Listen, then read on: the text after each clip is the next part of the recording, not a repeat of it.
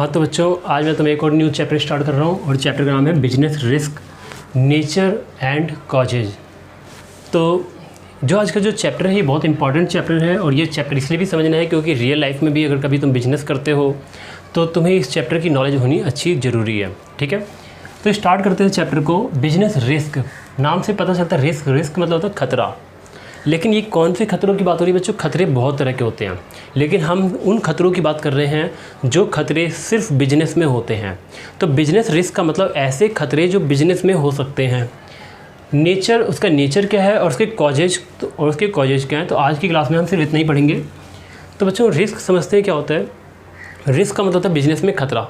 खतरे बिजनेस में कई तरह से हो सकते हैं, जैसे कि एक छोटा सा एग्जांपल कि हम कोई प्रोडक्ट मार्केट में लेकर आते हैं, मार्केट में फ़ैशन बदल जाता है। जैसे एक छोटा सा एग्जांपल देता हूँ मैं, कोई मार्केट में नया मोबाइल आता है, ठीक है, तो अगर मार्केट में कोई नया मोबाइल आता है और 3 महीने बाद उससे ज़्यादा अच्छा मोबाइल आ गया, हमने क्या किया, बहुत सारे मोबाइल बना के स्टॉक रखे हुए थे, लेकिन हुआ क्या, टेक्नोलॉजी में चेंज आ गया, उससे ज़्यादा बेटर फ़ोन आ गया मार्केट के अंदर। बेटर फ़ोन आने से हमारा जो फ़ोन है उसकी बिक्री जो है उसकी कम हो जाएगी, हमारा फ़ोन गोदाम में पड़ा रहेगा या फिर हमें अपने फ़ोन को कम रेट पर बेचना पड़ेगा। इसी तरीके से बच्चों, मान लो कोई ऐसा प्रोडक्ट है जो फ़ैशन में है, आज वो फ़ैशन में है, वो काफ़ी बिक रहा है, हमने उसका बहुत सारा माल बना के गोदाम में रख दिया, स्टॉक कर दिया और सोच रहे उसको बेचेंगे, लेकिन कुछ हफ्तों में ही फ़ैशन नया आ गया, वो फ़ैशन ख़त्म और एक नया फ़ैशन आ गया, तो हमारा प्रोडक्ट मार्केट में बिक नहीं पाएगा। ठीक है, बिकेगा तो सस्ता बिकेगा। इसी तरीके से बच्चों और भी बहुत खतरे होते हैं, जैसे बाढ़ आ जाता है, भूकंप आ जाता है, या फिर हमारे बिजनेस में किसी भी तरह से आग लग सकती है, हमारे वर्कर्स फैक्ट्री के बाहर स्ट्राइक कर देते हैं, हड़ताल कर देते हैं, तालाबंदी कर देते हैं, काम पर नहीं आते, लेबर लगातार छुट्टियां करते हैं, कोई बीमारी फैल जाती है देश के अंदर। इस तरीके से बच्चों बहुत सारी चीज़ें हैं जिससे हमारे देश में हमारे बिजनेस को खतरा हो सकता है, इसी को हम बोलते हैं रिस्क। ठीक है, अब बात करते हैं रिस्क कैसा होता है बच्चों। तो रिस्क डिपेंड करता है बिजनेस के नेचर पे और बिजनेस के साइज़ पे। ठीक है, नेचर की बात करें तो कुछ ऐसे बिजनेस भी होते हैं जो ऐसे प्रोडक्ट्स बनाते हैं जो डेली नेचर के होते हैं, तो वहाँ पे रिस्क कम होता है। एक छोटा सा एग्जांपल देता हूँ मैं, जैसे कोई शॉप है जो आटा बेच रही है, चावल बेच रही है, दाल बेच रही है, चीनी बेच रही है, यहाँ पर रिस्क कम है। रिस्क कम इसलिए है क्योंकि ये सामान डेली बिकते हैं। ठीक है, आज नहीं तो कल, कल नहीं तो परसों बिक जाएगा, आराम से बिकेगा, लॉस की संभावनाएं बहुत कम है। लेकिन वहीं दूसरे बिजनेस की बात करते हैं, जैसे कि कोई बिजनेस है जो फैशन से रिलेटेड है, फैशन कुछ हफ्तों में ही बदल जाता है, कुछ महीनों में ही बदल जाता है, तो फैशन वाले का प्रोडक्ट अगर हम कुछ बनाते हैं तो वहाँ पर रिस्क ज़्यादा है। फैशन की चीज़ों के रेट में तुरंत गिरावट आ जाती है। टेक्नोलॉजी से रिलेटेड कोई चीज़ है तो तुरंत कोई नई टेक्नोलॉजी आती है तो पुरानी टेक्नोलॉजी तुरंत उसके रेट गिर जाते हैं। जैसे कंप्यूटर के आने से टाइपराइटर एकदम बिल्कुल ख़त्म हो गया, टाइपराइटर की वैल्यू गिर गई। एंड्रॉयड फ़ोन आने के बाद कीपैड की वैल्यू काफ़ी हद तक ख़त्म हो गई है। ठीक है, स्क्रीन टच आने के बाद कीपैड की वैल्यू काफ़ी कम हो गई है। ठीक है, तो बच्चों टेक्नोलॉजी में चेंज होना, फैशन में चेंज होना, ये कुछ ऐसी चीज़ें हैं जिसमें जो काफ़ी बड़ा रिस्क होता है। इसी तरीके से छोटे साइज़ का बिज़नेस और बड़े साइज़ के बिज़नेस की बात करें तो जो छोटे साइज़ के बिज़नेस होते हैं उसमें रिस्क कम होता है और बड़े साइज़ के बिज़नेस में रिस्क ज़्यादा होता है। चलो अच्छे से पढ़ के समझते हैं इसको। रिस्क का मतलब क्या है, डेफिनेशन उसकी, risk is the chance of loss. Risk का मतलब है लॉस, चांस ऑफ लॉस। मतलब देखो, रिस्क का मतलब बच्चों ये नहीं कि रिस्क का मतलब ये जो लॉस हो गया वो रिस्क नहीं है, जो लॉस होने का खतरा है, संभावना है, जिसकी चांस है, उसे रिस्क बोलते हैं। तो यानी कि रिस्क का मतलब चांस ऑफ लॉस, यानी कि जो लॉस हो सकता है उसे हम रिस्क बोलते हैं। It is the possibility of some unfavourable occurrence, यानी कि इसमें कुछ ऐसी पॉसिबिलिटी होती है जो अनफेवरेबल होती है। अनफेवरेबल का मतलब कोई ऐसी घटना, कोई ऐसी दुर्घटना घट जाए जो हमारे बिजनेस के फेवर में नहीं है, जो हमारे बिजनेस के अनफेवर में है, यानी कि हमारे बिजनेस के अपोजिट में है। ठीक है, हमारे बिजनेस के विरुद्ध है।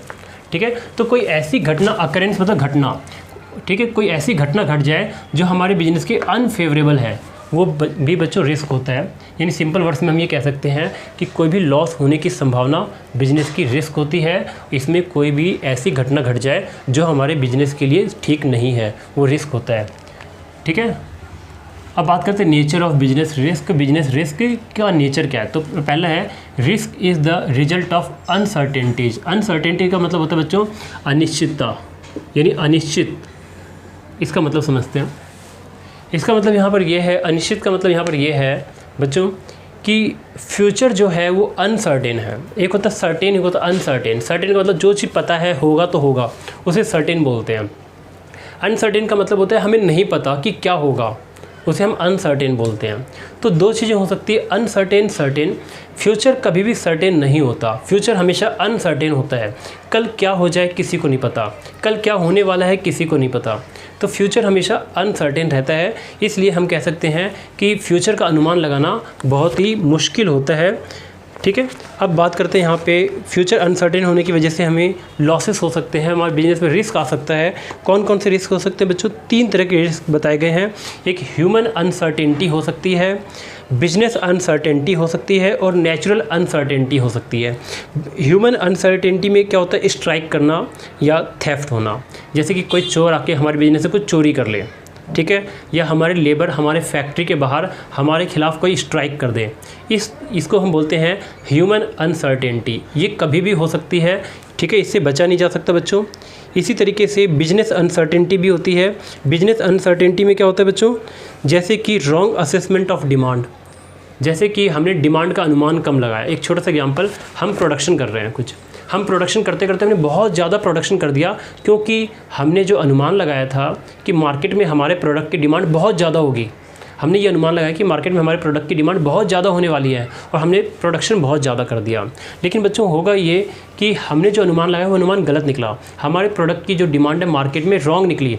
हमने जितना अनुमान लगाया उतना अनुमान के अकॉर्डिंग हमारा माल नहीं बिक पाया। हमारे पास जो भी माल बच गया सब लॉस है हमारा, ठीक है, वो बिक नहीं पाएगा, लॉस होगा। अब हमें कम रेट पे उसको बेचना पड़ेगा। ऐसा भी हो सकता है चेंज इन प्राइस में चेंज हो जाए। हमने कोई प्रोडक्ट बनाया 10 रुपये के रेट से और लेकिन मार्केट में उस प्रोडक्ट का रेट गिर गया काफ़ी ज़्यादा, वो 6 रुपये पर आ गया।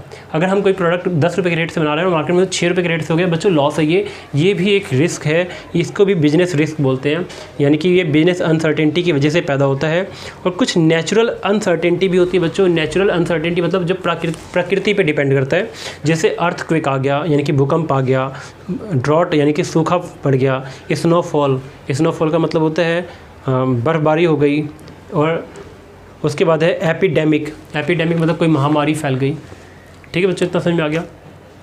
इन चीज़ों की वजह से हमारे बिजनेस में हमारे प्रोडक्ट पूरे सेल नहीं हो सकते हैं, हमारी सेलिंग कम हो सकती है, हमें कम प्राइस पे बेचना पड़ सकता है, जिससे हमें नुकसान हो सकता है। और ये नुकसान हो सकता है यानी कि चांस है नुकसान होने के, और चांस ऑफ लॉस को ही हम क्या बोलते हैं? रिस्क बोलते हैं। ठीक है, तो पहला रिस्क तो है बच्चों अनसर्टेनिटी की वजह से। दूसरी बात है कि रिस्क इज़ अनअवॉइडेबल का मतलब होता है कि जो बच्चों रिस्क होता है इसे कोई अवॉइड नहीं कर सकता, कोई बच कर नहीं निकल सकता। क्योंकि देखो बच्चों, एक बात समझना ध्यान से कि रिस्क होता है फ्यूचर के लिए। फ्यूचर किसी को नहीं पता कि फ्यूचर में क्या होने वाला है, कल क्या होने वाला है किसी को नहीं पता। तो तुम कैसे बता सकते हो कि मतलब कल क्या होने वाला है? तो तुम तो नहीं बता सकते, कोई भी नहीं बता सकता कि कल क्या होने वाला है। तो इस वजह से हम कह सकते हैं कि हम रिस्क को रोक नहीं सकते, अवॉइड नहीं कर सकते, ये अनअवॉइडेबल होता है। ठीक है, यानी जिस इंसान को पता चल जाएगा कि फ्यूचर में क्या होने वाला है तो फ्यूचर में होने वाले नुकसान को बचा लेगा। लेकिन रियल लाइफ में ऐसा कहीं नहीं होता कि किसी भी इंसान को फ्यूचर का पता चल जाए। ठीक है, इसलिए फ्यूचर का किसी को पता नहीं चल पाता, इसलिए हम कहते हैं कि रिस्क जो है वो अनअवॉइडेबल है, उससे कोई बच नहीं सकता। हाँ, ये हो सकता है कि रिस्क को मिनिमाइज़ किया जा सकता है, रिस्क को कम किया जा सकता है। अगर हम थोड़ा सावधानी बरतें तो जो बड़ा लॉस हो रहा है हम उस बड़े लॉस से बचकर छोटे लॉस को करवा सकते हैं, बड़ा लॉस से बच सकते हैं। ठीक है, तो हम रिस्क को सिर्फ मिनिमाइज कर सकते हैं, लेकिन अवॉइड नहीं कर सकते, उससे बच नहीं सकते। ये अनअवॉइडेबल होता है, इससे बचा नहीं जा सकता। ठीक है, इससे वही इंसान बच सकता है जो फ्यूचर को देख सकता है। ठीक है, degree of risk varies with size of business. Very मतलब होता है बदलाव। बच्चों रिस्क जो है वो बदलता रहता है बिजनेस के साइज़ के अकॉर्डिंग। किसके अकॉर्डिंग बदलता रहता है? बिजनेस के साइज़ के अकॉर्डिंग। एक छोटा सा एग्जांपल बच्चों, एक बिजनेस है, मान लो ये एक बिजनेस है, इसमें टोटल 1 लाख रुपए लगे हैं, और ये भी एक बिजनेस है, इसमें बच्चों 5 लाख रुपए लगे हैं। अब हम बात करते हैं कि रिस्क कौन से बिजनेस में ज़्यादा है। बच्चों छोटा बिजनेस है 1 लाख की पूंजी है, ये बड़ा बिजनेस है 5 लाख की पूंजी है। रिस्क इसमें ज़्यादा है, इसमें कम है। बिजनेस का साइज़ छोटा होगा कम रिस्क होगा, बिजनेस का साइज़ बड़ा होगा ज़्यादा रिस्क होगा। इस बात को और अच्छे से समझते हैं। मान लो अर्थक्वेक आया, अर्थक्वेक आने से ठीक है सारे मकान बिल्डिंग सब गिर गई। इसकी बिल्डिंग गिरेगी, इसको नुकसान सिर्फ 1 लाख का होगा, इसकी बिल्डिंग गिरेगी, इसको नुकसान 5 लाख का होगा। तो बड़ा बिजनेस बड़ा रिस्क, छोटा बिजनेस छोटा रिस्क। ठीक है, तो साइज़ पे डिपेंड करता है। नेक्स्ट बच्चों, profit is consideration of risk taking. Consideration का मतलब समझो बच्चों क्या होता है, हिंदी में इसको बोलते हैं प्रतिफल। कंसिडरेशन का मतलब बदले में मिलना। अगर हम कोई भी काम करते हैं तो बदले में जो हमें मिलता है हम उसे कंसिडरेशन कहते हैं। ठीक है, जैसे कि मैं बच्चों को पढ़ाता हूँ तो मुझे फ़ीस मिलती है। ठीक है, तो मैं पढ़ाता हूँ, ये मैं काम करता हूँ, बदले में मुझे फ़ीस मिलती है। फ़ीस मेरे लिए कंसिडरेशन है। तुम्हारे पेरेंट्स कहीं जॉब करते होंगे तो वो कहीं वर्क करते हैं, उनको बदले में जो सैलरी मिलती है वो कंसिडरेशन है। तो किसी काम को करने के बदले में जो बदले में मिलता है वो क्या है, वो कहलाता है कंसिडरेशन। तो अगर हम रिस्क लेते हैं तो रिस्क के बदले में हमें क्या मिलता है, तो रिस्क लेने से हमें प्रॉफिट मिलता है। अगर हम छोटा बिजनेस खोलें, कम रिस्क लें, तो हमारा प्रॉफिट भी कम रहेगा। लेकिन हम बिज़नेस को बड़ा करें, बड़े बिजनेस को खोलें, तो हमारा प्रॉफिट भी ज़्यादा होगा। कम रिस्क में हमें कम प्रॉफिट होता है, ज़्यादा रिस्क में हमें ज़्यादा प्रॉफिट होता है। तो यहाँ लिखा है profit is the consideration of risk taking, यानी कि जो भी रिस्क टेकिंग मतलब जो भी रिस्क लिया जाता है उसकी कंसिडरेशन में मतलब बदले में हमें क्या मिलता है, प्रॉफिट मिलता है। यानी प्रॉफिट इज कंसिडरेशन मतलब प्रॉफिट बदले में मिलता है, किसके रिस्क के बदले में मिलता है। और लास्ट टॉपिक है बच्चों, risk depends on the nature end of business. Nature of business का मतलब होता है बच्चों, जैसे कि बिजनेस कई तरह के हो सकते हैं। चलो मान लो एक छोटा सा एग्जांपल देता हूँ मैं। कुछ ऐसे बिजनेस जो आटा चावल दाल सब्जी इनको बेचते हैं, यहाँ पे रिस्क बहुत कम है बच्चों। रिस्क इसलिए कम है, आटा चावल दाल ये बिक जाते हैं। ठीक है, इनमें लॉसेस के चांसेस बहुत कम हैं। लेकिन यहीं पे टेक्नोलॉजी की बात करते हैं, मोबाइल कंपनी की बात करते हैं। जो मोबाइल कंपनियाँ होती है वो आज कोई मोबाइल उसने बनाया, लेकिन कल मार्केट में उससे बेटर फ़ोन आ गया, तो जो फ़ोन आज बनकर तैयार हुआ है उस फ़ोन की अचानक से बिक्री कम होगी।